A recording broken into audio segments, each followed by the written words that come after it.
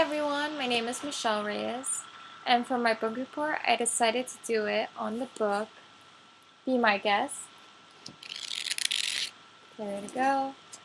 And the author of this book is Conrad Hilton, and the book really details his story about his life experiences going into the hotel industry and how he grew the Hilton enterprise.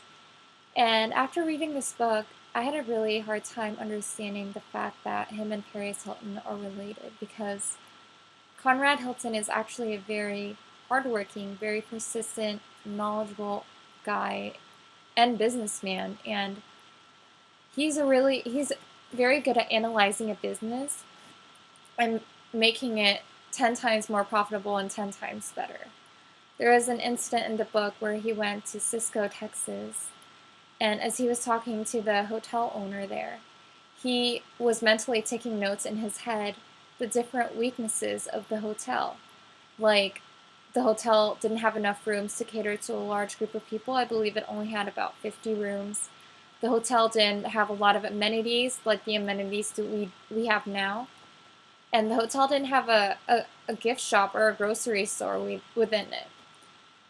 But the owner did tell Conrad that it had 300% occupancy. And this was because when the hotel is fully booked and there are no rooms available, the owner would just let people in and let them sleep in the couches or chairs that the hotel had, and would obviously give them a discount. But for a 300% occupancy rate, this definitely got Conrad's attention. And that day, he ended up actually buying the hotel from the owner for $40,000. And since that's when the whole hotel business started for Conrad. Before that, though, he was never really interested in the hotel business. The thought of money appealed to him since he was a young boy. He always wanted to work in a bank and own his own bank and become a bank manager. However, his father Gus had different plans for him. His father Gus actually owned a grocery store, which was pretty successful. It did not make them very rich, but it definitely made them very well off. And he had plans for Conrad to take over the business when he retired. However, Conrad didn't really want anything to do with the grocery store business. Instead, he was very persistent and adamant still in becoming a banker manager. So that's what he did. He did attempt to own and run his own banks. He set up a couple banks in Texas. However, none of these attempts eventually made him successful. It actually all went bankrupt, and he was definitely really upset about it. It was only when he went to Cisco, Texas, and visited the Mobley Hotel that he saw another business opportunity that he could really fit in and potentially bring him a lot of money, because that's what he is. He's a businessman, and that's how they think.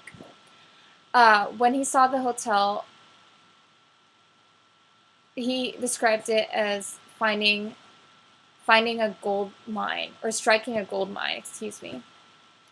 And I believe it's true, because the hotel ended up giving him large profits of money, and he ended up using that money to buy other hotels. And his strategy was buying old, dirty, dilapidated hotels and completely transforming and renovating them to his own Hilton hotel standards of modern, convenient, and luxurious.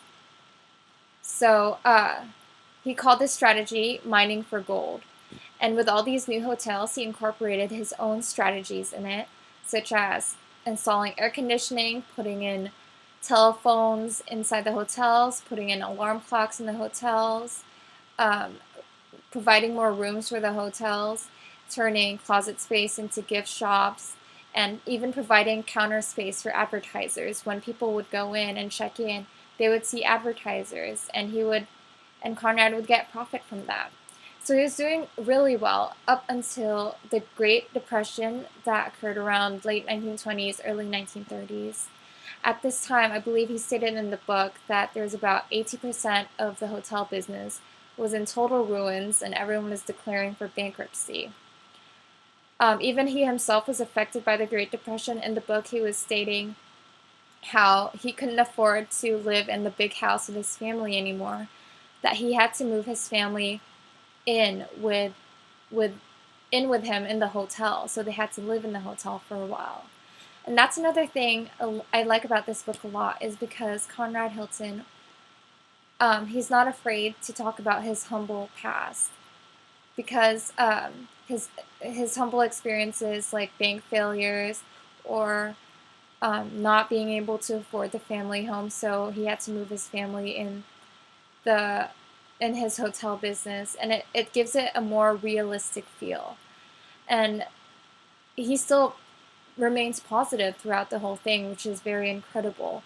Eventually, he pulls himself out of that hole of Great Depression and rebuys all the hotels that he lost during the Great Depression, and he starts getting more and more profits again. In the 1940s, his company was booming, and he eventually buys the Waldorf Astoria, which during that time and even now is one of the most famous hotels in the U.S. And in the Waldorf Astoria, he made about $1.5 million in profits, more than any other managers or franchisors that managed that hotel. So he did better than anyone else who managed it. And even so, the 40s, 50s, and 60s, his business kept booming and booming. And around the 1960s, the first casino hotel in Las Vegas was actually under Hilton's management. And it was during this time, it was very controversial to mix gambling and lodging. But I think it's definitely very innovative of Hilton to think of this, because no one's ever think of that strategy. And it turned out really well for him, because he all his revenues after that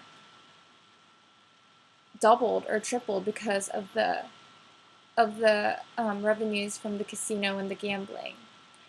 In the end, the gambling company, it's called the Ladbroke Company, ended up buying the Hilton Internationals, and Conrad was paid a large sum of money, and which I think he very well deserves. And in the end of this book, there's also a chapter I really like. It's called The Art of Living, and it pretty much details. It's almost a guide to people like me who want to start off their careers on what to do, and kind of incorporates Conrad's own principles. And he listed about 10 different characteristics or principles that he really liked, but the three I like best are: be honest, live with enthusiasm, think big, dream big, and act big. I really like this book because it's very, very inspiring. I think Conrad Hilton, I've always thought of him as a very rich person, didn't have to work for his money.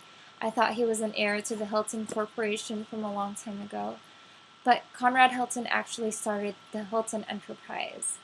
None of these hotels or any riches or any of the Paris Hilton endorsements would have started if it weren't for him.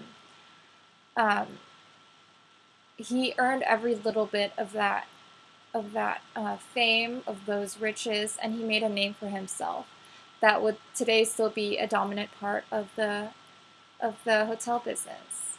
So definitely recommend this book. It's a great read, and a lot of people say it's still a Bible to today's hospitality business schools. Thank you.